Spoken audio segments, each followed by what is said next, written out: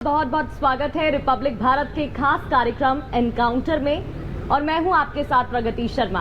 हरियाणा विधानसभा चुनाव की बात करें तो तमाम पार्टियां मैदान में ताकत झोंक रही हैं, लेकिन किंग मेकर कौन होगा इसे आज समझने की कोशिश करेंगे।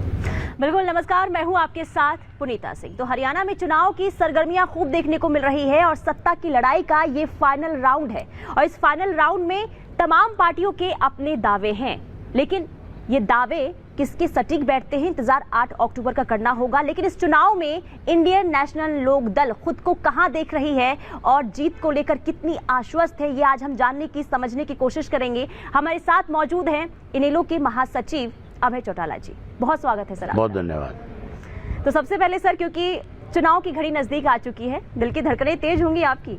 नहीं। जीत को लेकर कितनी आश्वस्त हैं और साथ ही साथ किस ओर हवा इस बार आप देख पा रहे हैं? बात जीत की नहीं है, बात गवर्नमेंट बनाने की है जी।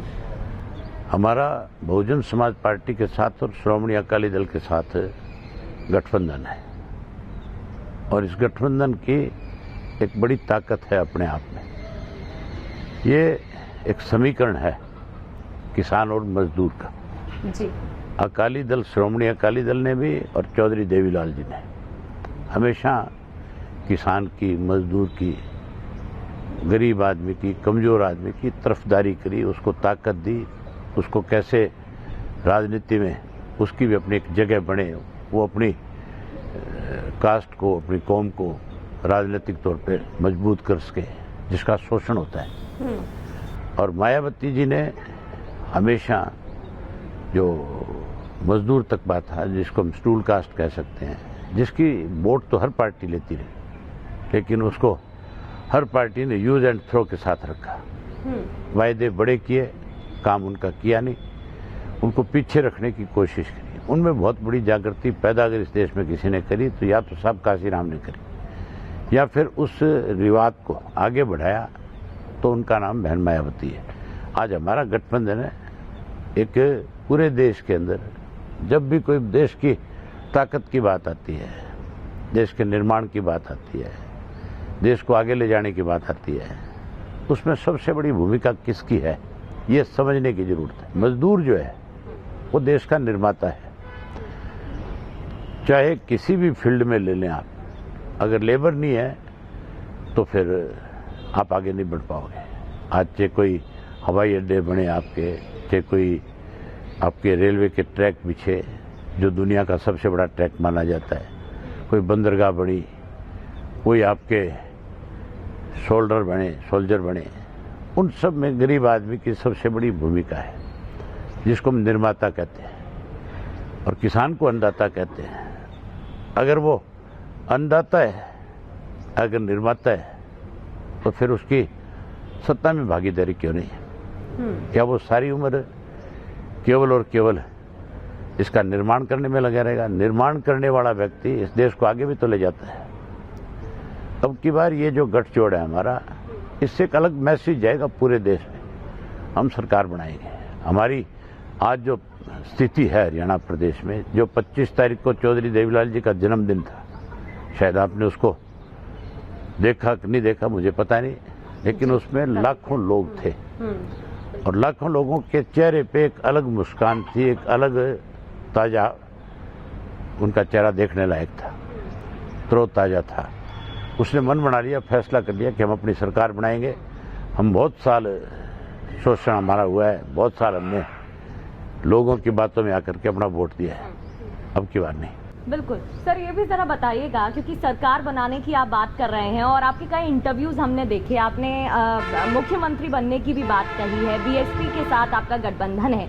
लेकिन सर, हम डेटा की बात करते हैं और अगर हम आंकड़ों की बात करें तो बीएसपी का ग्राफ आप उत्तर प्रदेश में देख लीजिए और वहां पे जिस तरीके से अभी लोकसभा चुनाव में नतीजे रहे हैं और फिर हरियाणा में अगर वो आपको एक चीज समझनी पड़ेगी, आप सिर्फ आंकड़ों तक सीमित है। जितने भी प्रेस रिपोर्टर्स हैं या जो भी किसी चैनल पे काम करने वाले, वो धरातल पे नहीं जाते हैं। आप तो आंकड़े देखते हो कि किसका कितना वोट परसेंटेज है। अगर आप पुराने आंकड़े उठा करके देखोगे, अगर और पुरानी बात करूंगा तो आपको समझ में आ जाएगी 1 मिनट में कि किस तरह से बदलाव होते हैं। तो वो बदलाव एक वक्त था कि बीजेपी के पास 2 मेंबर पार्लियामेंट थे। पिछले 10 साल से सत्ता में, अगले 5 साल सत्ता में रहेगी 2 सांसद वाली पार्टी। हमारी अपनी पार्टी में एक दफा 9 एमएलए थे और हमने फिर दोबारा पता है कितने जीत के सत्ता बनाई, 85 जीते। फिर एक टाइम ऐसा आया कि फिर 9 मेंबर थे हमारे पास, फिर हमने अपनी गवर्नमेंट बनाई। ये जो चुनाव था आपका पार्लियामेंट का, इसमें नेशनल मुद्दे थे और नेशनल मुद्दा ही एक ही था, बीजेपी हरानी और इंडिया गठबंधन को जिताना। इस बार क्या मुद्दा है इनेलो का? अब हरियाणा का जो मामला है ये रीजनल चुनाव है, ये स्टेट का चुनाव है, इसमें स्टेट के मुद्दे होते हैं। हमारे स्टेट में लोगों को पिछले 20 साल से किस तरह से अनदेखी हुई, पर्टिकुलर हमारा ओल्ड जो जिला हिसार है, इसमें कांग्रेस ने भी बीजेपी ने, दोनों ने हर चीज में भेदभाव किया है। ये एक बड़ा मुद्दा है अपने आप में। कुछ सरकारें अपने जिले तक सिमट करके रह गई, कुछ मुख्यमंत्री जो थे सारा दिन फैसले लेने में लगे रहे, लोगों को परेशानियां करते रहे, वायदे कुछ किए, काम किए नहीं। अब लोगों ने फैसला कर लिया कि अब इनको सत्ता से बाहर करना है। अब भाजपा सत्ता से जाएगी, कांग्रेस के पास तो उम्मीदवार भी नहीं है चुनाव लड़ने वाले, जिसको मेरे सामने खड़ा कर रखा है। मैं आपसे गारंटी के साथ ये कह सकता हूं, मैं तो आपके साथ बात कर रहा हूं, वो 5 मिनट आपके साथ बात नहीं कर सकता और आप सब उससे 5 मिनट की बात करके पूरे देश को ये कहोगे कि कांग्रेस जो है सबसे पुरानी पार्टी, जिसका 100 साल का इतिहास है, उस पार्टी का दिवाला पिट गया, उसके पास कैंडिडेट ही नहीं है। लेकिन इसी से मेरा जुड़ा सवाल होगा, आप कह रहे हैं कि कैंडिडेट नहीं है कांग्रेस के पास, लेकिन कांग्रेस ये कह रही है कि मुकाबला बीजेपी से है, बीजेपी कह रही है कांग्रेस से मुकाबला है, लेकिन इनेलो को कोई फाइट मान ही नहीं रहा है इस चुनाव में। ये तो गलतफहमी है, वो 8 तारीख को दूर हो जाएगी, 5 को नतीजे आएंगे, 8 को ये गलतफहमी दूर कर देंगे लोग। आप सरसा में आई हुए हैं, आप पूरा सरसा घूमो, शाम को मुझे बताओ कि इंडियन नेशनल लोकदल कहाँ खड़ी है, कांग्रेस कहाँ है, बीजेपी कहाँ है। अच्छा सर, आपको शाम तक पता लग जाएगा। आपके साथ मैं किसी को भेज देता हूं जो हमारे प्रेस से रिलेटेड देखने वाले लोग हैं। आप गांव-गांव में जाओ, वो पीछे खड़ा हो जाएगा, आप लोगों से बात करो, सुनो, शहर में जाकर के पूछो, सारी स्थिति स्पष्ट हो जाएगी। अच्छा सर, आपसे ही समझने की कोशिश कर लेते हैं, नंबर गेम की अगर हम बात करें, क्योंकि आखिर में तो पोल आते हैं और उन्हीं आंकड़ों से पता चलता है कि कौन किंग मेकर है, किसकी सरकार बन रही है। इन आंकड़ों ने देश का सत्यानाश कर दिया।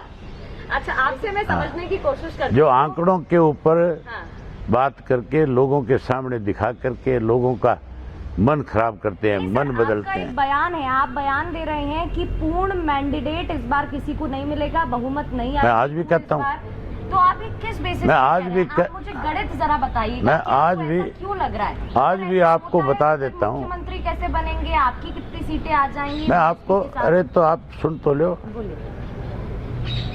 ना तो बीजेपी सत्ता में रहती, सत्ता से बाहर हो जाएगी।